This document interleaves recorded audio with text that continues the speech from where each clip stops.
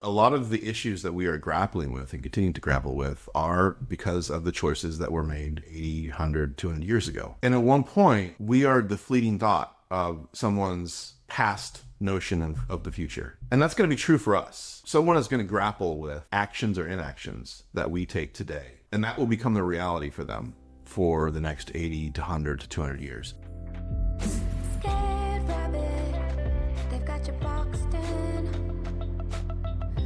Old habit, you draw the curtain. Lonely only if they ever leave.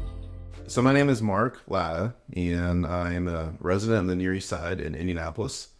I own and operate and run, I'm not sure which word I wanted to go with there, but you have all three of them, a social impact studio called City Rising, and recently just started a podcast called Tomorrow Can't Wait. From what I've seen about you, you are a very community, but specifically future community focused person. So could you tell me about what you're doing at City Rising and sort of how that plays into that idea of like future thinking? Yeah. How much of a story do you want? Oh, I got all day. Okay. Today I have all day. So I think that the best way to kind of convey that is to start with a trip down memory lane a little bit. So I was in higher ed for almost 20 years, probably a little over 2 decades. And I actually started teaching at Pendleton Juvenile Correctional Facility. And that was my first experience with teaching. It was my first experience with understanding or beginning to understand kind of the carceral state of the United States and how it begins at an early age.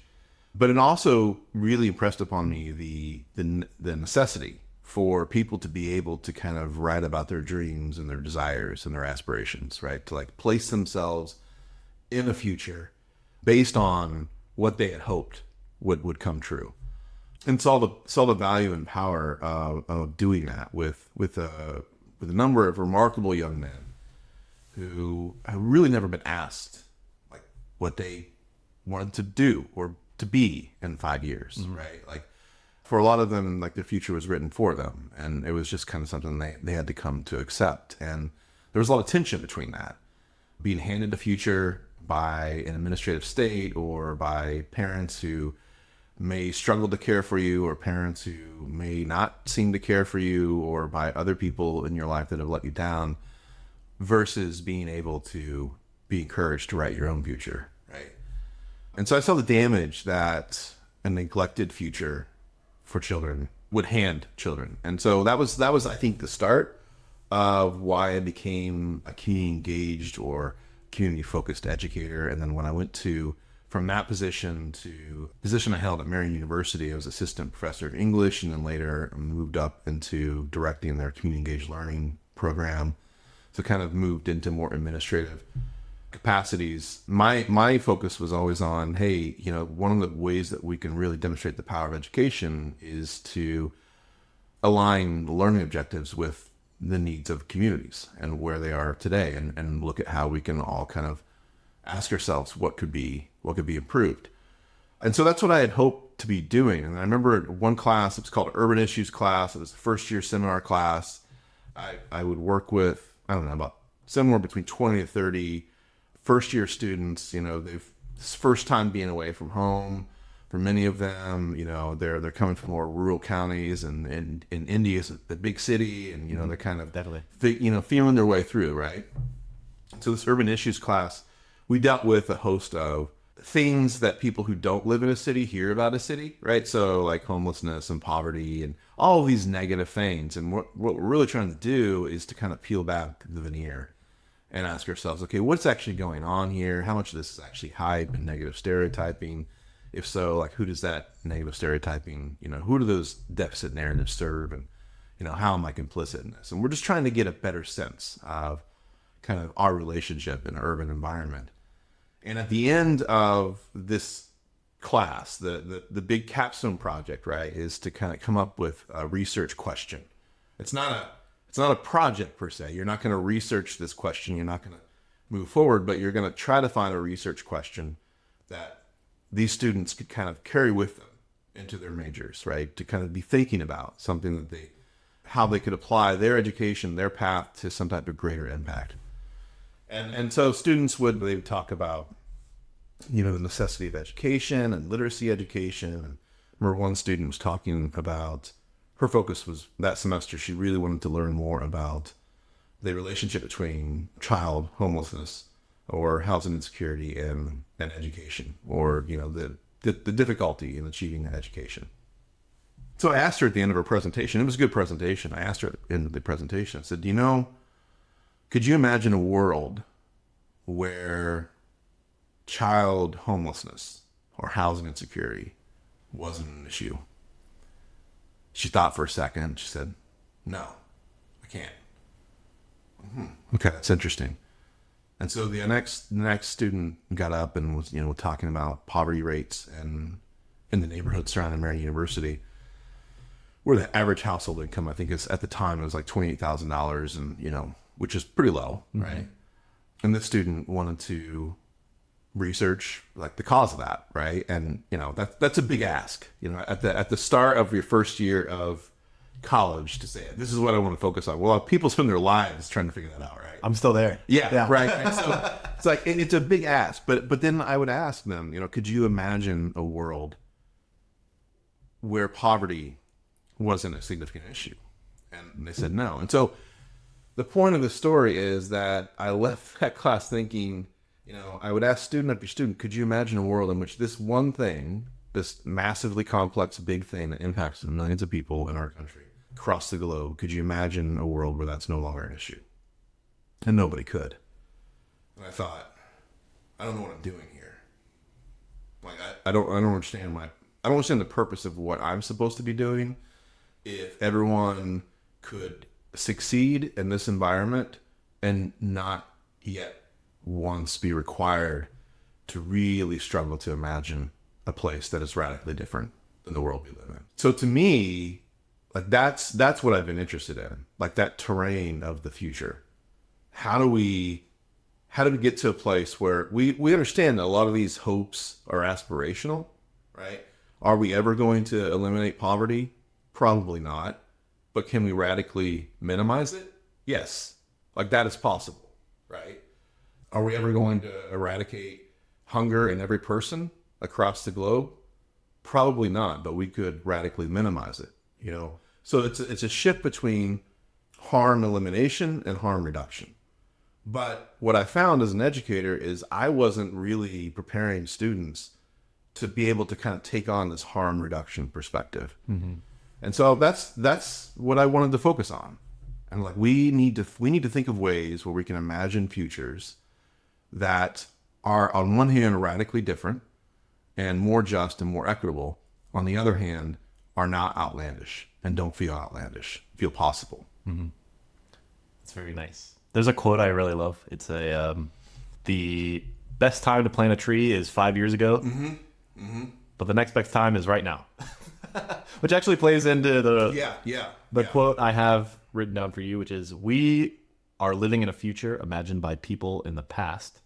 Their actions, whether a few days or centuries ago, shaped the world we experience today, which sort of is I think, culmination of what you just talked about in a lot of ways. It's how do we even get to the place we want to be without a vision of what that place is, sort of. Is that right? Yeah.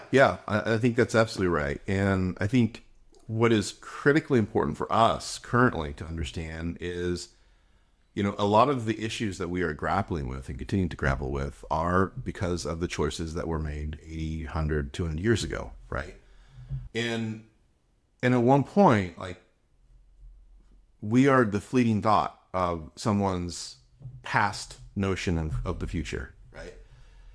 And that's going to be true for us. So someone is going to grapple with the actions or inactions that we take today, and that will become the reality for them for the next 80 to 100 to 200 years. Think of redlining, right? Mm-hmm. Redlining is probably the most intrusive and impactful policy that has shaped individuals and communities in Indianapolis for the past 150 years. Yeah, definitely. I would say that redlining is something you hear about in every city, but here specifically, I feel like I drive down College to get here. And when you're driving down College, you hit certain roads. I don't know the specific roads, but there's like clear delineation between neighborhoods. It's heavier than I've seen. I grew up in Louisville. Okay. And Louisville's also got pretty bad redlining issues, but here it's like really stark. It like is. You just go across the street literally and it looks totally different. Yeah, it's block by block, right? But you're absolutely right. Like those visual cues, you see them. You can as you pass through them, you begin to feel them, and that feeling carries a weight. Imagine living in that space, always having that feeling. But a number of issues, and one of the issues that I remain very concerned with is the life expectancy disparity between folks who live in historically redline areas and folks who don't, right? There's about an average, I want to say anywhere from 17 to 18 years difference between the average life expectancy. That's almost 2 decades, right? Like that is entirely man-made. Yeah. That difference is entirely created by us. It was cast in motion hundreds of years ago. It was encoded in the different laws and policies through redlining, and here we are today still grappling with it. What are we going to continue to do? And so I think that's a really important question, and that to me that was the question as an educator. Like, this is the most important thing that I can be doing, and this is the most important thing that educational systems could be doing as well. Now that doesn't mean that you don't prepare folks for becoming good critical thinkers, which arguably we aren't doing very well at, or they prepare folks to have gainful employment and have financial freedom, again, which we aren't arguably doing very well at. So that was also part of it. It's like, we aren't really doing, as far as education, if you look at a lot of our systems, we aren't doing anything very well. So why not reimagine all of them and begin to kind of think anew about it? So what specific impacts do you feel like you have had over your working life? Are there specific outcomes that you have seen? Or like specific, I guess, maybe tangible ideas? I think that's a really difficult question. Definitely a difficult question. Yeah. I feel like it's hard to, Yeah. whatever we as individuals, if you think about legacy, it's nearly impossible to perceive your legacy in the moment. So I want to push back on that. Oh, yeah? Because I don't think this is about legacy. I yeah? think legacy is tricky, but legacy is, I don't want to say that. I'm trying to hype you up. Oh, well, I appreciate that, but I appreciate that. But I don't. To me, legacy has a tinge of ego, right? And that makes me a little uneasy and a little nervous, because this is not about an individual's ego or like a family name. I appreciate that. Right. I think this is about really being able to fully live in a moment where I've structured my life in such a way that I can do this, right? I don't think everybody has that same privilege. I think it's taken deliberate work and sometimes many accidents to get here, right? So it's not so much about legacy as it is just about like this. For me, this is how I want to live my life. And this is not me saying I think everyone should do this.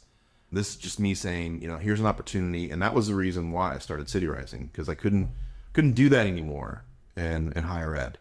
And I knew that. I was on a collision course, right, for probably the past 7 years of my professional career. I was on a collision course, knowing that I was eventually going to go further than what the limitations of higher ed would allow.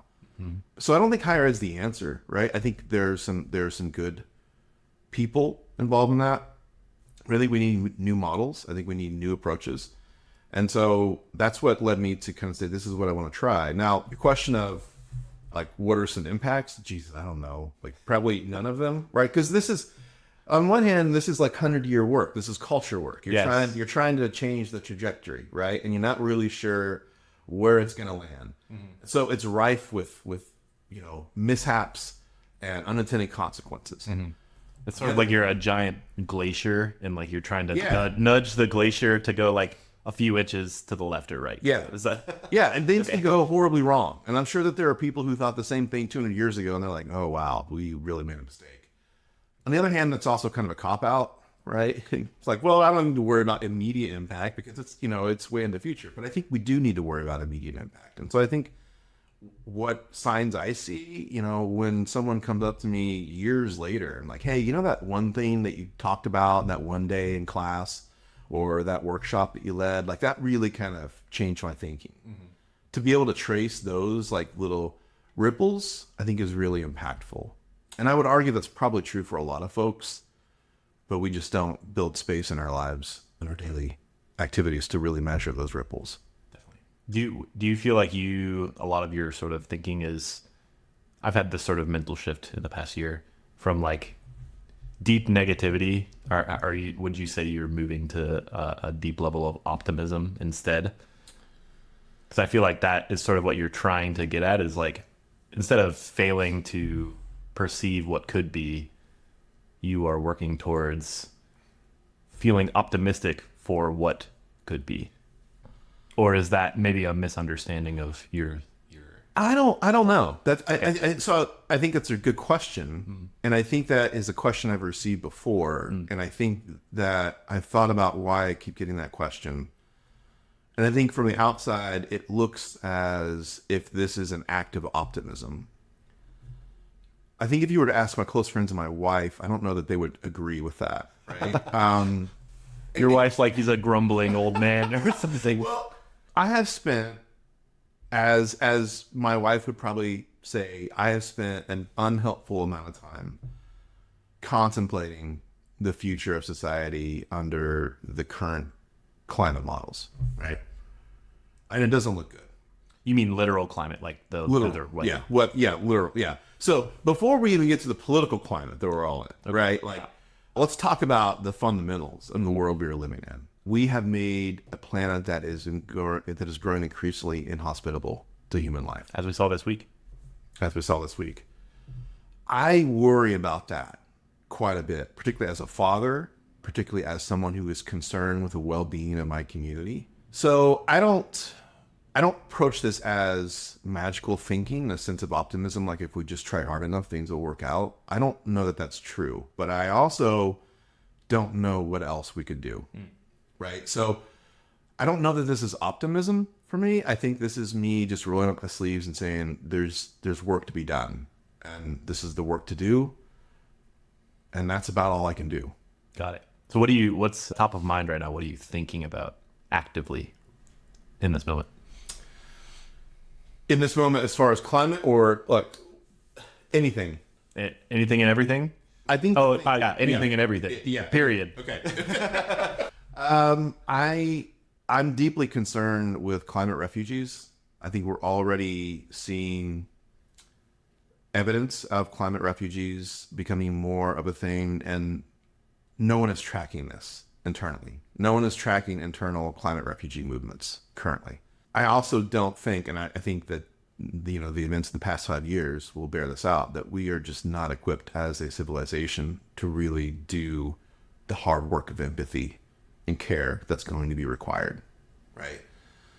So I think that the people who are traditional losers in a win-lose situation, i.e. those people who have been marginalized, have been, othered, those people who have been targeted for dispossession, black, brown, poor folks, indigenous folks, they are going to have untold amounts of suffering coming toward them. We don't have a frame of reference for it. So I think that that's on my mind, and that drives a lot of what I do. And thinking to myself, like, what can I do, right, to try to create spaces where that harm can be minimized? And what does that minimization of harm look like? I like that. Or, I mean, I don't like that. Yeah. That's a difficult... yeah. But we're in the sort of same space of thinking where it's like not necessarily good or bad. It's just like what needs to be done to...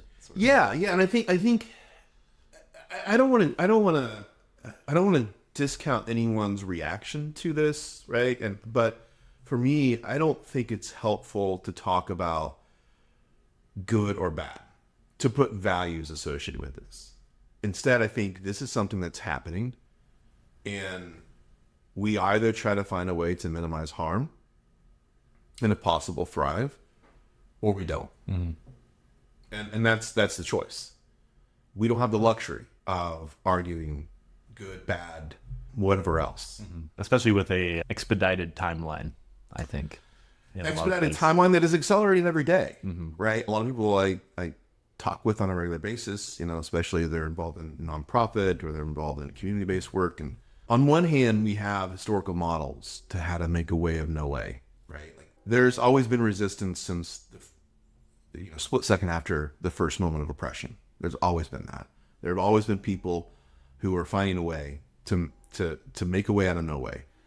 We have those models. We need to learn about those historical models, but also understand there needs to be like a contemporary refreshing of those models. So that's the moment we're in, but it's going to be probably full of upheaval. It's probably going to shock a lot of people, but I know this, I'm going to do a 180. I don't want to like become a prepper or someone who's just always predicting doom because it's just a thing. If you're always predicting pain and suffering, you're probably going to be right, right? Because that's just the nature of life. But I don't think it's hopeless. I think there are moments of joy. I think that there are moments where we're going to be able to reclaim our humanity, our sense of humanity. But yeah, I'm not sure where I was going with that, but there we are. No, that's perfect. So I feel like you are a very world-minded person. Okay. What does that mean to you? Well, you are taking, at least you can tell me if I'm right or wrong, but you're taking local issues and sort of applying them to a world scale. So like redlining, the way we mistreat certain groups of people, or, but not necessarily just in Indianapolis, but, across, you just look at certain issues and then you say, here is what I perceive to be true, or what is true in a lot of ways. But to sort of recenter ourselves in Indianapolis specifically, yeah. First of all, why are you here? You moved from Boulder? Or is that not true? Am I making that up? No, you made that up. Okay. Did you work at a church in Boulder? I was a theologian in residence Okay. at the Boulder United Methodist Church. Okay. But that was a temporary thing. Okay. Yeah. See, I just when you Google people, that all sorts of things come up. My wife and I grew up outside of Kokomo, which is about 45 minutes. I don't know how familiar you are with. Okay. I'm pretty. Okay. We actually grew up outside of Rushville. We moved to Kokomo. We started dating. The reason we moved to Indianapolis, one, is we always wanted to get out of Kokomo. I think there's this phenomenon in Indiana, and I think it's true of all Midwestern states, where like the folks who are going to really remake the big city are the ones fleeing the small towns and cornfields, because they've had this wide empty space to dream and to imagine, and so they're trying to find ways to kind of make that come true. But we moved to Indianapolis primarily for so my wife could finish her degree in American Sign Language interpreting at Vincennes University, which at the time they had a program at the Indiana Deaf School. So we moved here. She did that. We were broke as shit, right? Like we had, I think, a table and a couple folding camp chairs and a cooler. And we moved into our 600 square foot apartment on the third or fourth floor of the Avon building, which is 30th and Meridian. For us, like, this was like, whoa, we're in a city now. I mean, this felt like a city. And what year? This was, oh God. I'm not, oh no. What have I done? What happened? This was what, 2002, 2003? Okay, so like 10 years ago, but 20 years ago. Yeah, 20 years ago. But it feels like 10 years. That's the only 10, actually, that's 25 years ago. Yeah, and at the time, we didn't really have any money. And when we first moved in, we ended up grabbing a Nouveau News Weekly, which, if you're of a certain age, you remember that those actually used to be printed. And we were just looking for something to do, and we found this Nouveau, they had a calendar listing. And there was this thing called the Feast of Lanterns that was happening.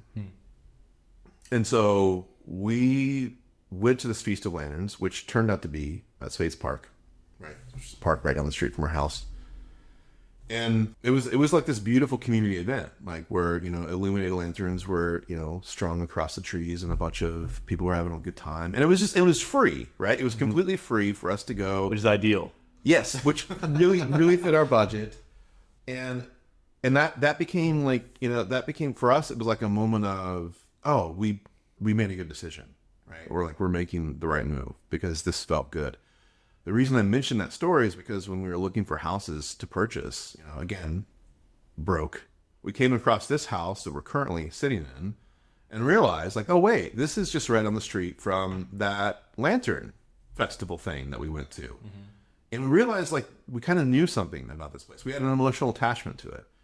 And because a neighbor at the time, there was a neighbor, his name was Ben. He lived across the street at the time. He came riding up on his bike as we were looking at the house and just started talking to us, chatting with us That's when we moved here. Just those two little things. Yeah. It's also because we could afford it. But well, that Yeah. that's that's always the kicker, isn't it? Yeah. But it's always I think impressive how such small things can have such a weighty impact on you as a person. Yeah. So it kind of goes back to that ripple thing, right? Like, you don't know. I mean, it's good to be guided by theory and guided by knowledge. But I think in the end of the day, it just comes down to being kind and not being an asshole.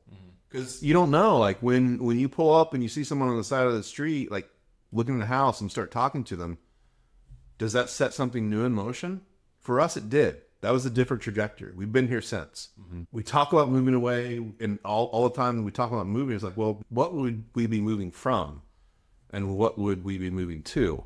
Like, it's hard to imagine rebuilding this sense of community that we have. And that our daughter is now a part of, right? Like, she's 9 years old. She can kind of run around the neighborhood with her friends. And we know that there are tens of people, dozens, 20, 30, 40 people who are actively looking out for her.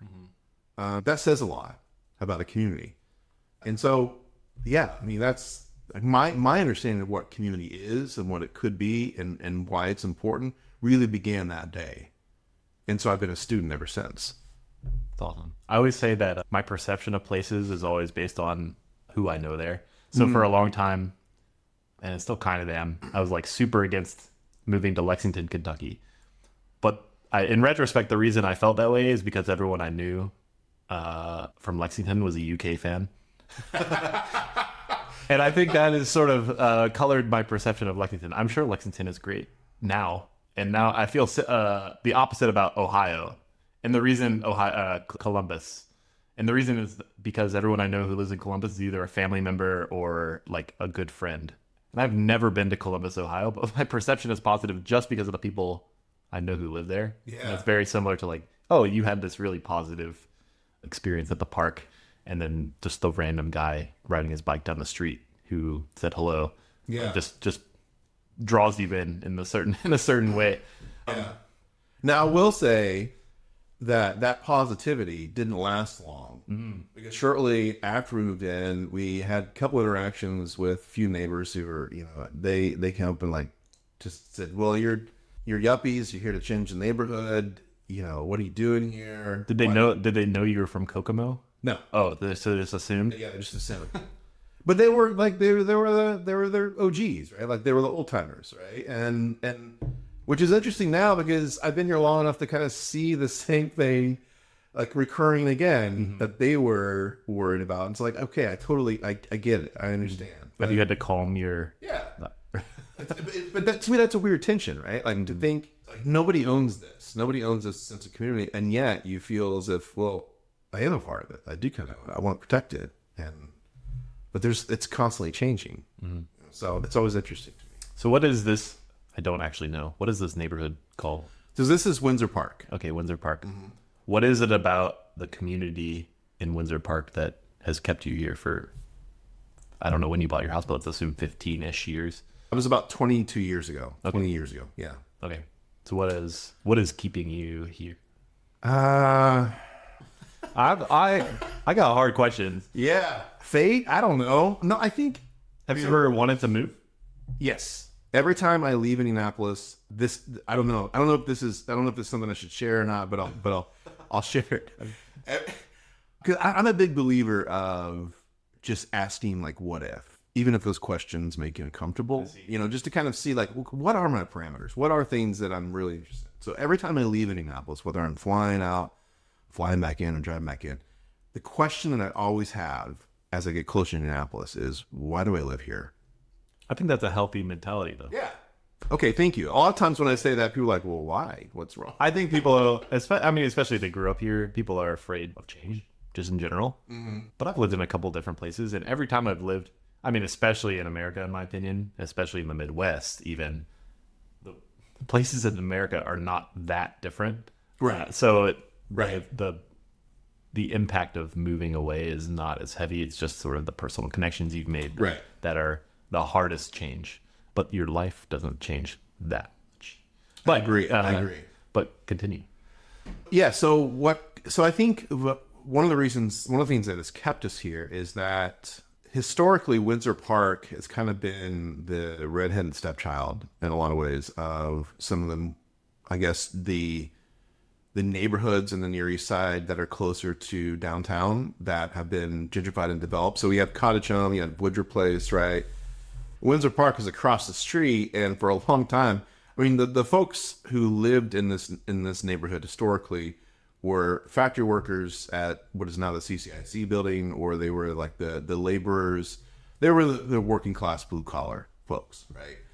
And so I think because of that, a lot of the socioeconomic social status that you get between different social hierarchies based on income has kind of just ingrained itself in the culture and lore and history of Windsor Park. And when we first moved in here, you know, half the homes were vacant, they were empty. And the people that were here were either here because they were just full piss and vinegar and they were never going to leave, right?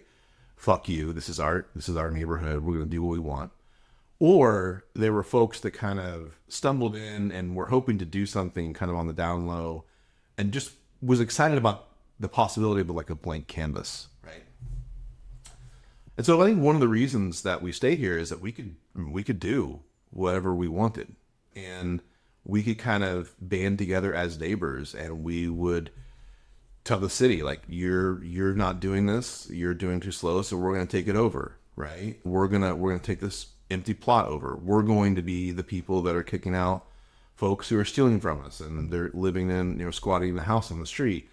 And it felt like, for a long time, it felt like we're living in almost like a Wild West situation where we have to band together, you know, mutual aid. But it was so much fun. It was a blast. Yeah, we would have street parties. We'd close down the street. Sometimes we would have permission. Oftentimes we didn't. Who needs permission? Yeah, exactly. It's like, who needs permission to do these things? I remember one time, one of our neighbors, you know, he built a potato gun, right? That's a classic. Yeah. And we spent like Friday, like we spent a weekend just like in the street launching potatoes down the street that was largely abandoned. And so I think one of the things that kept us here is like, if you have an idea, then you could do it. You could act on it. And that's not true for a lot of places. I live up in the Broad Ripple area in Warfleet, and I went to my neighborhood meeting, and it's just like an annual neighborhood meeting, and they have like get-togethers. But at that neighborhood meeting, I never got the sense that anyone there was like truly friends. But I feel like, just listening to you for this moment, I feel like you could say strongly that you're friends with some of the people you live near, right? Yeah. I mean, some of my best friends are folks that live around here. Now, I will say that times have changed, and we can no longer afford to probably buy a house here. So I can't afford to buy a house anywhere. So, well, that's probably true for us as well.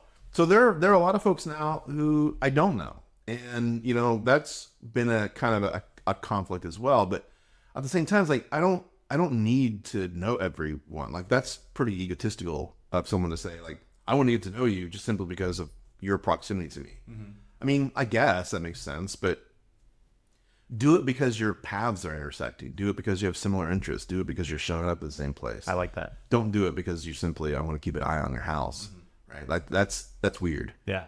But it's easy to fall into that trap of ownership. I think we feel, you feel an obligation to feel that way. I think because of the sort of like historical Americana, like suburban or cul-de-sac ideal of America. Yeah. But maybe that doesn't, maybe in the modern sort of electronic age, you don't need that. You know, we don't live near each other, and I hope that we become friends. Yeah. I mean, the emphasis on proximity to become friends has become diminished a little bit, but I still think it's there. Mm-hmm. But yeah, no, I love this place. I mean, I love the fact that we have 2 active bus lines, right? I love the fact that I would take my daughter to preschool 2 or 3 times a week on the bus. And she grew up knowing how to ride a bus. And that was a thing that just wasn't, you know, it wasn't out of the norm for her. She knows how to read the space and operate in the space. So that's a source of pride for me. So maybe zooming out a tiny bit from your specific neighborhood, how do you feel about Indianapolis? Do you feel like this is a good place? Do you feel like, I think I know the immediate answer to this next question is maybe no, but I'll let you answer. Do you feel like the direction of the city is good? Do you feel like, how are things going? Well, how are things going anywhere, right? Yeah, that's true. I think that we are headed into a situation in Indiana where the economy is largely dictated by one or two places in the state, right? The population centers. However, the political power is largely found outside of Indianapolis and larger, I would say, the region, Fort Wayne, maybe Evansville. The political power is still held in rural spaces. Where that's becoming tenuous, and probably one of the reasons that I think things are going not so great is we now have a state government that has become increasingly brazen of exerting its will and kind of scolding and punishing folks in Indianapolis for no other reason than what it appears to be that we vote to blue, right? So that doesn't bode well for us. So I say that because I think that to navigate that effectively, we are going to need leadership at a local level, the likes of which we have yet to see. The leadership here politically, with the exception of a few people, Jesse Brown included, has been incredibly disappointing. And I say that as someone who would probably be friends with a lot of the folks who are occupying these positions of leadership with IPS and school levels, with also local municipal levels. There's a lack of imagination and a lack of charisma and a lack of courage there that is bitterly disappointing as someone who lives in Indianapolis. And it's untenable and it's unexcusable. If they aren't willing to lead, they need to step out of the way. I think that's the reality. So I think that's one thing. I think the other thing that I'm concerned about is that Indianapolis is geographically too large of a city. We simply do not have... It is big. It is big.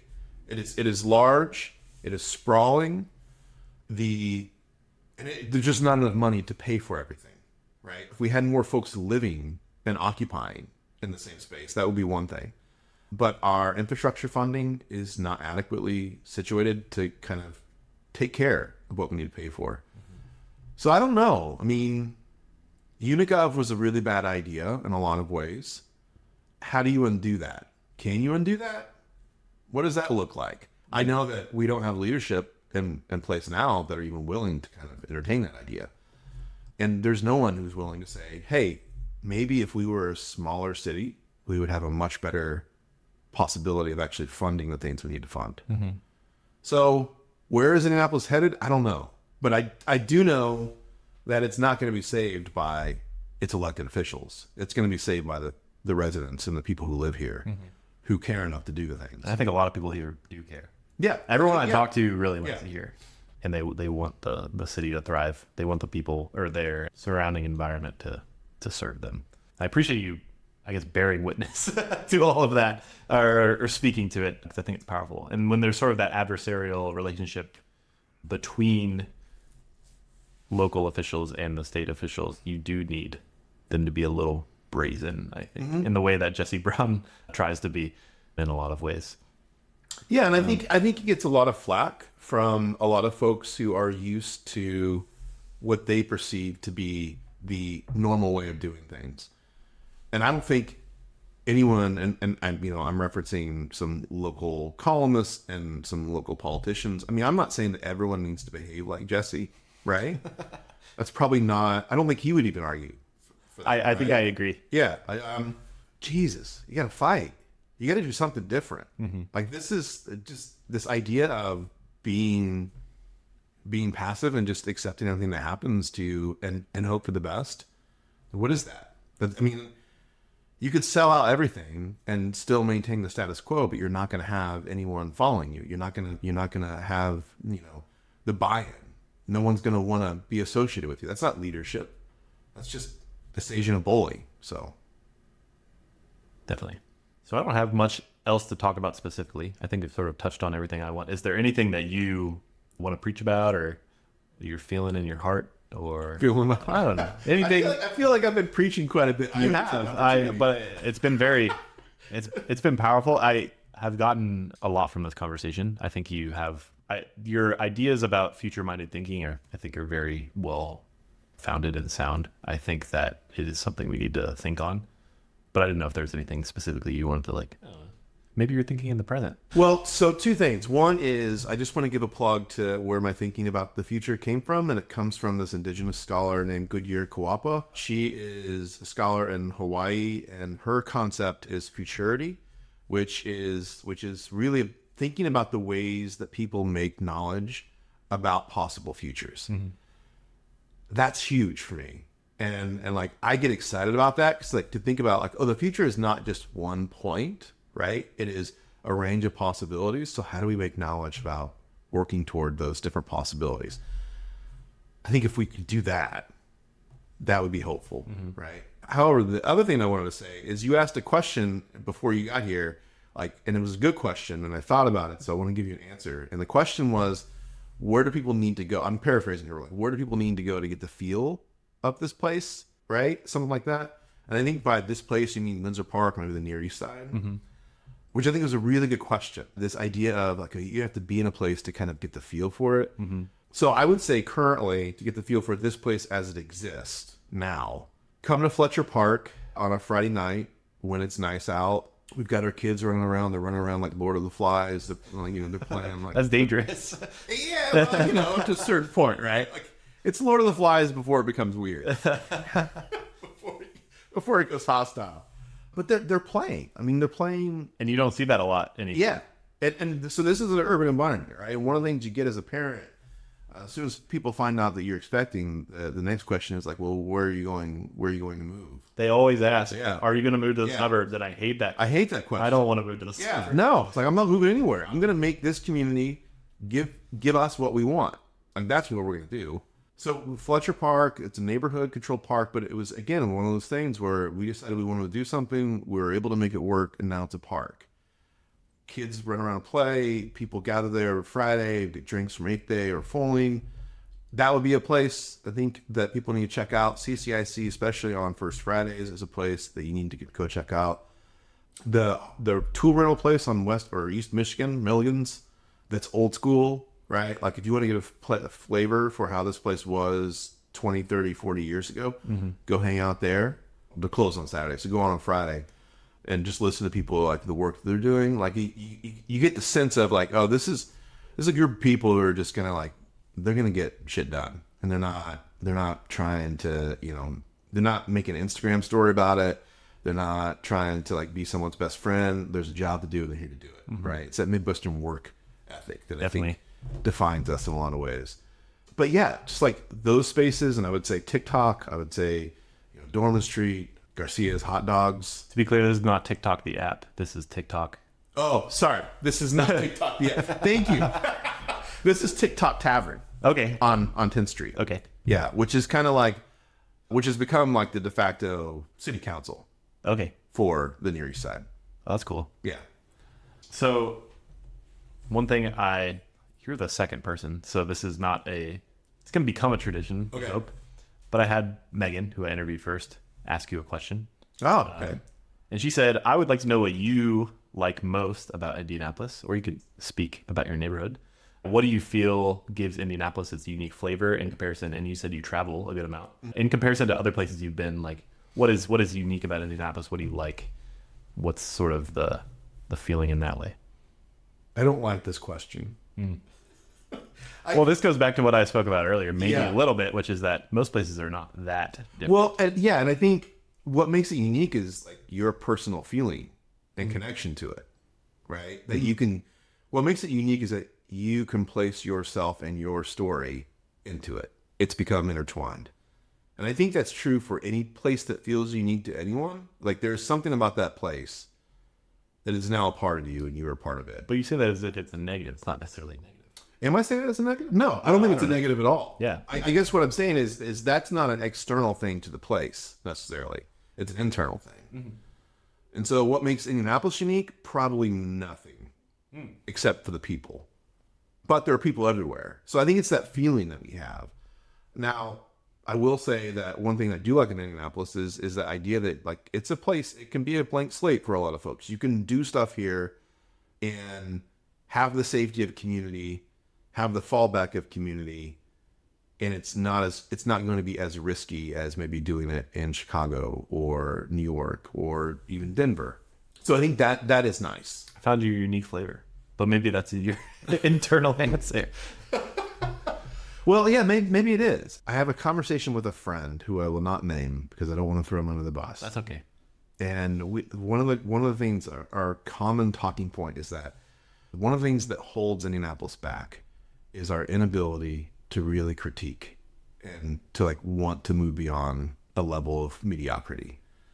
And I think there's some truth to that. And I think that the question about what makes Indianapolis unique and like celebrating, it's like the Visit Indy type question, like where everything's going to be positive and spun into marketing, right? I know that's not what you're trying to do, but that question kind of opens the possibility of just like celebrating mediocrity.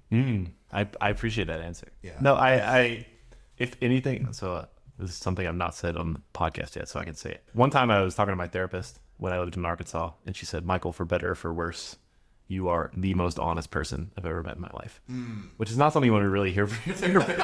But I do appreciate that from you. It's like, I don't want to lie to your face in a lot of ways. It's like, I want to be honest about the place I'm living in, and I want it.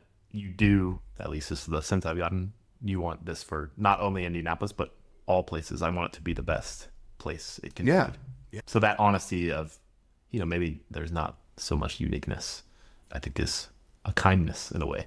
I appreciate that. Thank you. That was well said. I try. Yeah.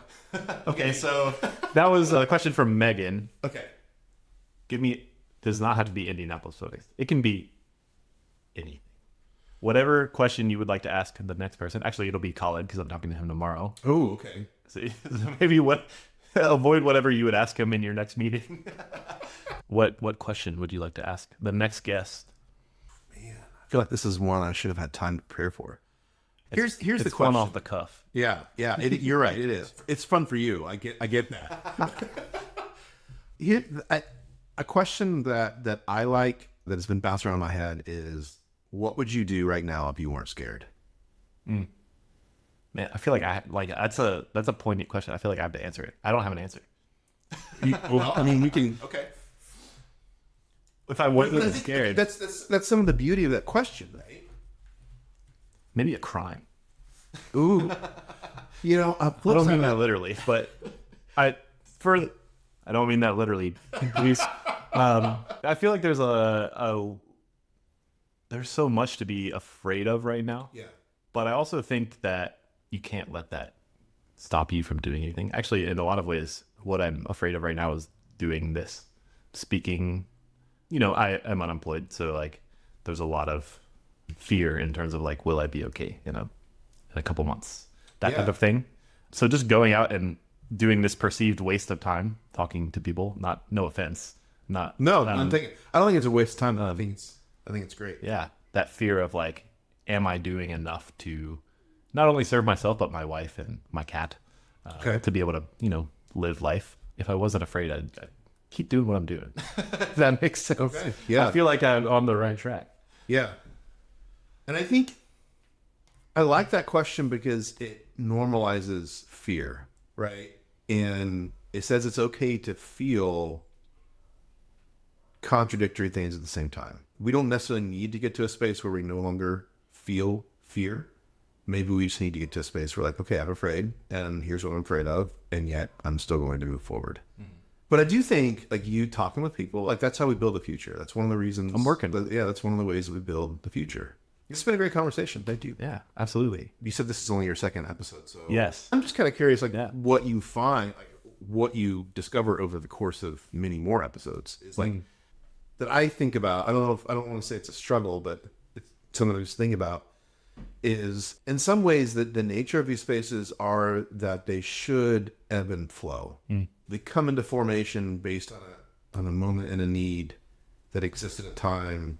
And then when that moment in need changes, then maybe they go away. And I think in some ways we can interpret that as the loss of a community space because it is. But if the reason for that third space no longer exists, or the third space has kind of addressed that need, then in some ways it going away could be a sign of progress, could be a sign of actually like there are connections made. So I don't know. I mean, I'd be curious to see what you find. Like, are these spaces going away, or are they just doing the things that they normally do? I don't know. That's interesting. Yeah. My sort of, I guess you'd call it a thesis, is that in many ways, because of I'm going to call it the progression of capitalism, we have sort of pushed people out of what would traditionally be third spaces, because we have moved to I'm going to call it pay to play. Sort of like you have to pay to exist anywhere, whether that's a restaurant, a coffee shop, even the YMCA. Yeah, in a lot of ways, like the YMCA is sort of the premier community space. The lack of place where I can go make connections and, meet people is sort of something that I think I personally I've seen, or at least feel. Maybe that doesn't exist, and maybe I'll find some place that exists now. That's interesting. Well, and I think that also hits on a reason why I like this neighborhood, is that it's intentionally very suspicious of capitalism. A lot of the folks, I mean, it didn't really click until Jesse explained this to me. Like a lot of folks in Bike Party, right, live in this area. A lot of folks in DSA live in this area. And it didn't click until Jesse came out this is why he was running as a candidate. He's like, well, like this area went for Sanders by like 80-some%. I was like, oh, okay. So we're all kind of like in many ways, like a bunch of leftists, left-leaning folks have kind of gravitated toward this area unbeknownst, which I think is not necessarily true, because you could trace it back to a lot of things. Like gravitated to this area because it was affordable, it was cheap, and there were 50% of the houses that were empty, right? Like you buy one for $30,000 at a time. That's really interesting to me as well. And I think that just personally, I'm trying to tell that story of why I think that's important without falling into these left-right binaries, right? Instead, I think, because this idea of, well, it's a blank slate, mutual aid, there's folks looking out for one another, we're taking care of ourselves, we're trying to advocate for our own, benefits. Those are all qualities that kind of are ascribed to a more left-leaning population. But we're not out. Well, most people aren't like talking about politics or talking about left or ideological namings. We're instead just living our lives, and it turns out like, oh, we're kind of all politically aligned. That's really interesting to me. I feel similarly in the conversation I had with Jesse. It's sort of like when I talk to my mother-in-law, it's like we are in alignment in terms of our beliefs, but we're not in alignment in terms of our political alignment. And I think that is true of most people. I think in many ways you just have to find a way to communicate those ideas. And that sort of resonates with what you said. It's like you are not speaking specifically on the news of the day, but you have found a mutual understanding of what you desire out of life, which is just maybe you just to live a happy and healthy and comfortable life, which is true of everyone. And you've found a way to do that, or attempt to do that. Yeah. I think there's ways to dance around, as you said, like political alignment, and just sort of live a good life with those around you. Yeah. No, I think you're right. And I think this conversation has allowed me to kind of think about another quality of the Near East Side, right? Like it's that, I don't know, I'm sure it exists everywhere else, but it's like Near East grit. It's like, why shouldn't we have what we want here? Of course we want. We want green space. We want to have the same life expectancy as everyone else. We want access to food. We want all these things. Like, why shouldn't we? If you can't give us those, then fuck you. Get out. Get out of the way. Like, but we as people deserve to have those things, just like everyone else deserved that. We deserve to have those things. Like that's just it. That's the red line for us, and we aren't willing to let that go. That's why people are filling their own potholes. Yeah, because they're tired of waiting. Yeah, because help's not coming. Correct. Now we can argue about how to get that help, but in the meantime, man, we're gonna fill that pothole. All right, that's it. I'll shake your hand. Thanks for chatting. Yeah, thank you. So you lose what you don't. Thanks again to Mark for a great conversation on this episode of Third Space Indy. If you're interested in the show notes, you can head to thirdspaceindy.com. All of the show notes from every episode are listed right there in the archive for your reading and viewing pleasure. Thanks also to the local artist Jennison for her song Scared Rabbit that serves as the intro and outro music. It's a great song and really am thankful to her for permission to use that. You can also follow Third Space Indy on Instagram if you want regular updates or just a different way to contact me. Really looking forward to sharing the next episode of Third Space Indy with you. Have a great rest of the day. You